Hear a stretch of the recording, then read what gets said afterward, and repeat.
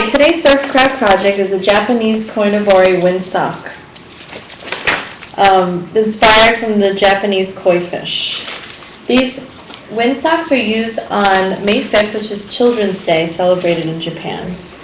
We're going to make this using really simple materials. What you're going to need is one piece of oak tag, a large piece like this, or for younger children you'll have a pre-made paper like this using the same size paper.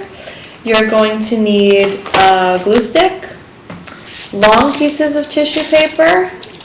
You're also going to need some small pieces like this, or some pre-made, pre-cut pieces like this that can be used as scales, and these children can just glue straight on, or they can make their own using these.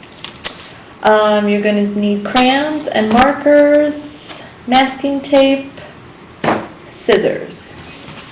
So I'm going to demonstrate right now how I made this form for you to show students if they want to make their own. So you take the oak tag this way, fold it long ways like this. Then you're going to take a marker and you're going to draw the form of your fish. It's really simple. Just draw a rounded triangle, two rounded triangles towards the top of the paper, like this. That's going to form the head. Then you're going to do two more triangles at the bottom. That's going to form the tail of your fish, like this. Okay? Then keeping the paper folded, you're going to cut out your form.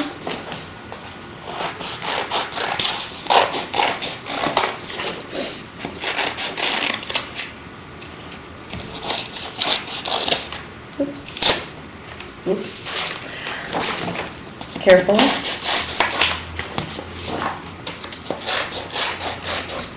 Okay.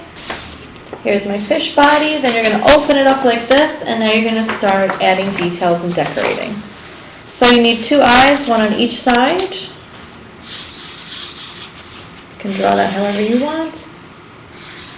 And then you're going to create where the scales begin, and I just usually do it in a line like that. That looks like water.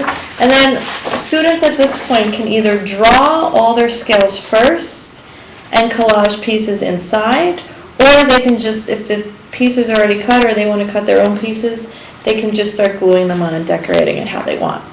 What I tell students when they want to create the scale drawing is to just draw the letter U over and over again across your form. I'll show you what I mean.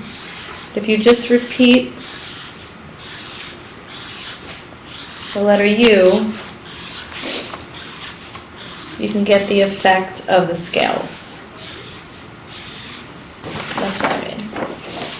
Like this. And they can continue that all the way to the end here by the tail.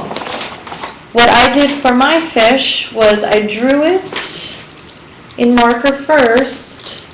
I drew all the scales first, and then I colored it in with crayon in some places, and then I also used collage materials. Okay? Once you finish coloring both sides of the fish, you can then add, the long pieces of tissue paper or streamers. You could glue those on the outside or open it up and glue them on the inside so that they stick out. So you'll need your glue stick for this. You also need your glue stick for gluing on the small pieces. I'm going to use a different color. Okay. So they'll stick out like this. Okay. So once you've colored both sides of your fish, then you're going to tape the body closed. So just take a small piece of masking tape and go to the edge where it's open at the top of your papers and fold it over like this, connecting the body together. You can also put your arm in the middle at this time to kind of open up the space a little bit and make it more three-dimensional, like this. And then finally, the teacher will come around and punch a hole at the top. And then